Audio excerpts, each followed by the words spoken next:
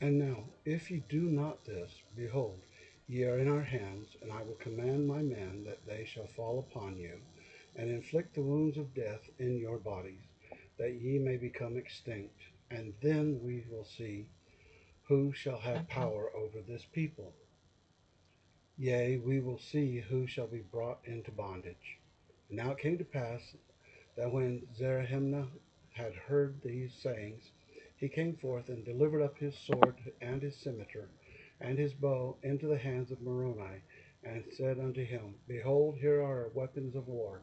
We will deliver them up unto you, but we will not suffer ourselves to take an oath unto you, which we know that we shall break, and also our children, but take our weapons of war, and suffer that we may depart into the wilderness. Otherwise we will retain our swords, and we will perish or conquer. Behold, we are not of your faith. We do not believe that it is God that has delivered us into your hands, but we believe that it is your cunning that has preserved you from our swords. Behold, it is your breastplates and your shields that have preserved you.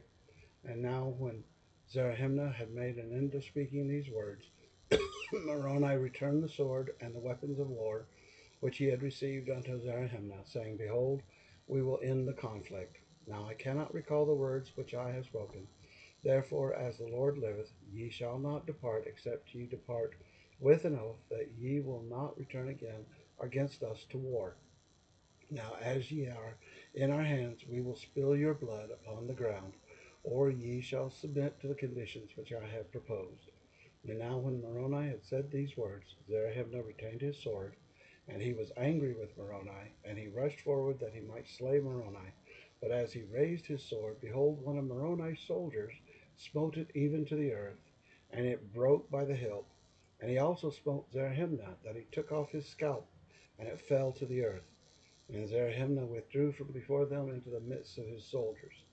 And it came to pass that the soldier who stood by, who smote off the scalp of Zerahemnah, took up the scalp from off the ground by the hair, and laid it upon the point of his sword, and stretched it forth unto them, saying unto them with a loud voice, Even as this scalp has fallen to the earth, which is the scalp of your chief, so shall ye fall to the earth, except ye will deliver up your weapons of war, and depart with a covenant of peace.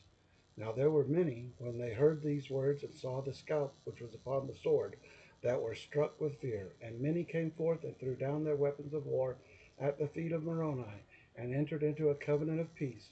And as many as entered into a covenant, they suffered to depart into the wilderness. Now it came to pass that Zerahemnah was exceedingly wroth, and he did stir up the remainder of his soldiers to anger, to contend more powerfully against the Nephites. And now Moroni was angry because of the stubbornness of the Lamanites. Therefore he commanded his people that they should fall upon them and slay them. And it came to pass that they began to slay them. Yea, and the Lamanites did contend with their swords and their might. But behold, their naked skins and their bare heads were exposed to the sharp swords of the Nephites. Yea, behold, they were pierced and smitten. Yea, and did fall exceedingly fast before the swords of the Nephites. And they began to be swept down, even as the soldier of Moroni had prophesied. Now Zerahemnah, when he saw that they were all about to be destroyed, cried mightily unto Moroni, promising that he would covenant and also his people with them, if they would spare the remainder of their lives, that they never would come again to war against them.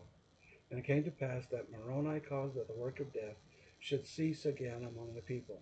And he took the weapons of war from the Lamanites, and after they had entered into a covenant with him of peace, they were suffered to depart into the wilderness.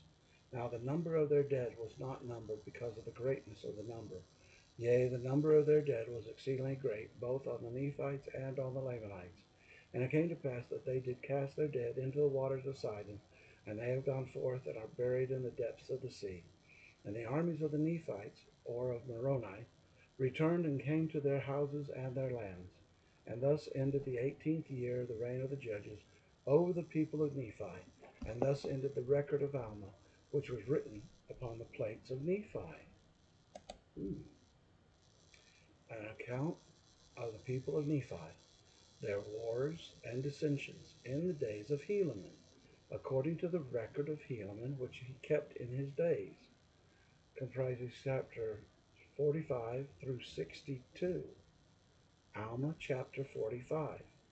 Helaman believes the words of Alma. Alma prophesies the destruction of the Nephites. He blesses and curses the land. Alma may have been taken up by the Spirit, even as Moses. Dissension grows in the church about 73 years before Christ. Now, behold, now it came to pass that the people of Nephi were exceedingly rejoiced, because the Lord had again delivered them out of the hands of their enemies. Therefore they gave thanks unto the Lord their God. Yea, and they did fast much and pray much, and they did worship God with exceedingly great joy.